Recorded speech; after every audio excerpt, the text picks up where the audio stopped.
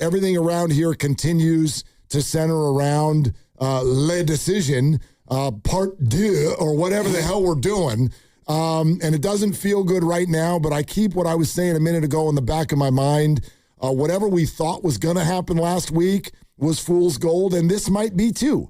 All we're doing is reading material and quotes and intel that may or may not be true. Mark Medina, who does stuff for Forbes and Fox Sports Radio, and he spoke directly to Rich Paul and wrote an article for Forbes that came out over the weekend, and he will join us in 15 minutes. Awesome. But until then, actually it should be more, maybe 25 minutes. But until then, look, I do think our audience, you haven't had a chance to speak on this yet.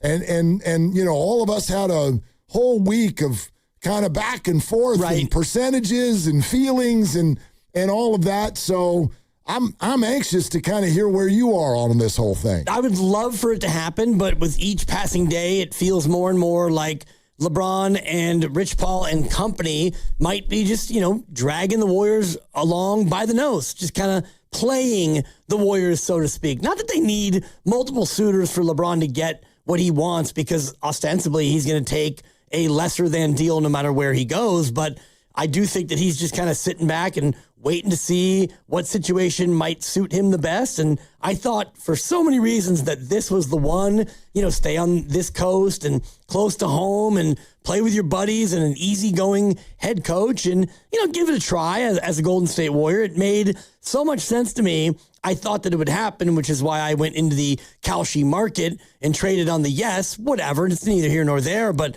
the more it goes on, the more now it feels to me like, you know, Joe Lacob is just kind of sitting by the phone and waiting, and the phone's not ringing, and LeBron's out there, you know, romanticizing and going out there and dating everyone else. But do you buy that? Like, let's start there. This is one thing that I don't know. I feel like we're being taken on some sort of a ride here, because I do not know who this person is if what we're being told is true. And here's what I mean by that. The LeBron James we've come to know would never do this. Never. He has been in control of this league for 2 decades. Yep. So maybe this is just me, but I am having the hardest time buying the idea that LeBron just woke up a week and a half ago and went, I don't want to be a Laker anymore. Okay, LeBron, who do you want to play for? I don't know. Let's just tell the Lakers that I'm not playing there, and they'll just sit here, and we'll take phone calls and see what unfolds. That's what we're being told. I'm like, there's no way.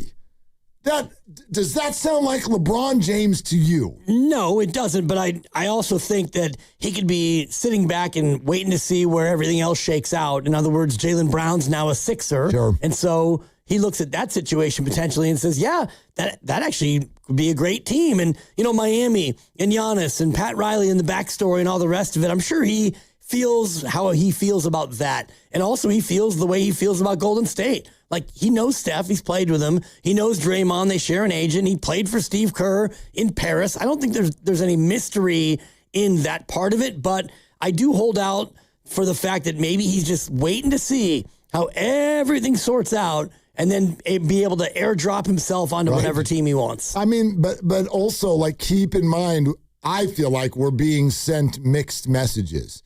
And maybe I'm reading too much into it, but I certainly hear... I hear both of these things a lot, and they mean opposite things to me. Number one, LeBron definitely will be making his next choice based on a championship possibility. Next sentence. This next choice is being driven by joy. Right. Well, wait a minute. Unless you want to give me some sort of narrative on how those two things are married and they're going to have a baby together, like the chase for a ring in Philly is what brings me joy. Really? A Philadelphia winter with the angriest fans that this country has ever known, that brings you joy. And a co-star who wants to talk now, apparently, as much as Draymond after every game. And a center who plays less than Steph and Jimmy.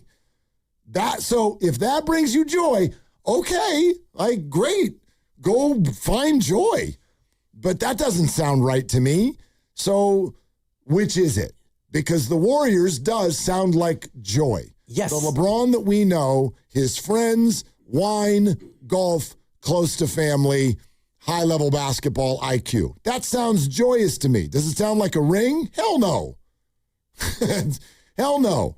Then again, kind of none of these do. I love how everybody's like, ooh, chance for a ring. I'm like, are you joining the Spurs? Right. If you're joining the Spurs, I hear you. If you're not, then all of these teams are third best in their respective conference, I think. Yeah, the Thunder would be another one, and I don't think he's joining the Thunder. And so, like Miami, he makes them better, but they don't become top 2 or 3 in the East. And I think Philadelphia would be the one where you could look at and say, okay, him and Jaylen Brown and Joel Embiid, like that becomes a very interesting situation. And the East is a lot more wide open, quote unquote. But what is it? Is it the joy and the fun of being 42 and playing with your buddies? Or do you want to like go somewhere again and just grind? And does he want to go to Cleveland and play with James Harden? Like, again, I've worked myself to a spot where none of the answers make any sense. Right. That's how I feel in this moment. Or at least I can shoot holes in all of them. Yeah, Cleveland, already a box that you've checked. And while people go, oh, it's going home. Is it? Rich Paul has already said he's going to maintain residence in L.A. That's where his whole family is. I don't care what the address is. My home is where my family is. Cleveland? Right. With James Harden in the winter across the entire country from your family? And more games, obviously, in the East because you're in the Eastern Conference, you know? Miss me with that's home. But if that's what, again, I'm not, like, whatever you want to do, dude. But I can poke holes in Cleveland. I already poked holes in Philly. I don't think Miami would be that good. I can poke holes in the Warriors, obviously. No doubt. Everybody, the Golden State Warriors. All of these things, I can poke holes in all of them. So there's no perfect fit, but he's going to have to pick one of them, which is why I'm not really giving up on the idea. If what you want us to say is the Warriors are an imperfect fit, you're right.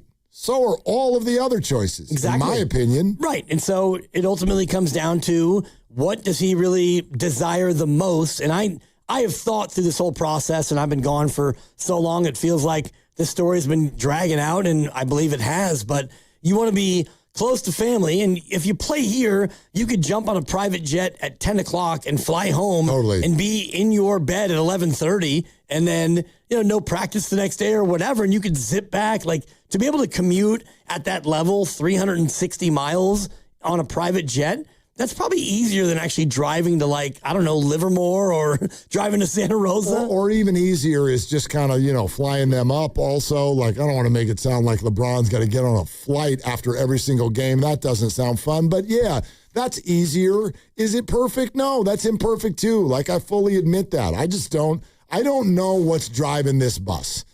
And I feel like we've been told a bunch of different answers to that. Everything's driving the bus, right? Except for money. And I don't know if I buy that either. I mean, if it was really about money, he would have stayed and signed with the Lakers, right? I don't think it's fully about money, but I don't know that means that a minimum salary and the mid-level exception are equal. Maybe they are. Right. It's what, you used to make 50. Now you're going to make 15 or you're going to make 4.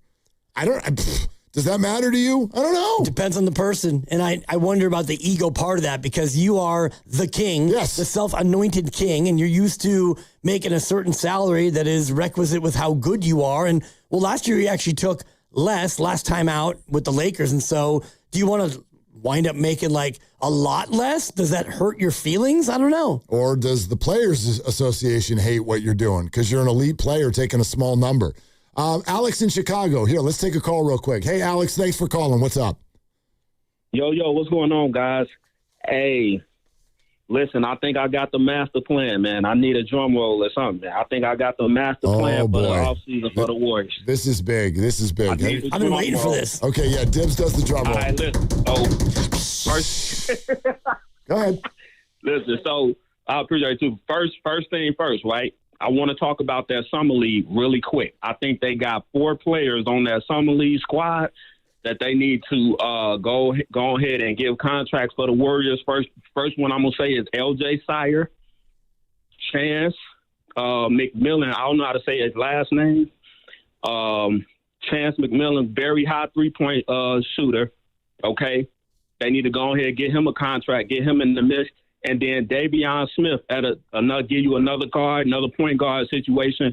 He averaging, I think he's averaging about 12 points in the G League or whatever. But I think these guys will be very strong, coming into the Warriors mix, right, for that young core. Starting to build that young core, you still add that Yaxel and Will Richards should be taking that step this following year. You know what I'm saying? So that take care of your young guys, right? Okay. Then after we do that, let's go ahead and acquire DeMar DeRozan. Now, look, I know everybody but look, check this out though. DeMar DeRozan averaged 18 points, shooting 47% from the field. He's a certified mid-range bucket getter, right? You go ahead and acquire that. Let's move off of LeBron James. Let's not, we trying to wait on him. You know what I'm saying? We acquire LeBron. We acquire DeMar DeRozan. Get him, in the fold or whatnot. See how that, go ahead and see how that works out. Then, after we got DeMar DeRozan, then we hit the Pels for the trade, right? I'm going to say another big thing, right? And when we hit the Pelicans and get ready to do the trade situation, yes, we want to get Murphy, and I say they should try to bring Poole back to Golden State. Oh, boy.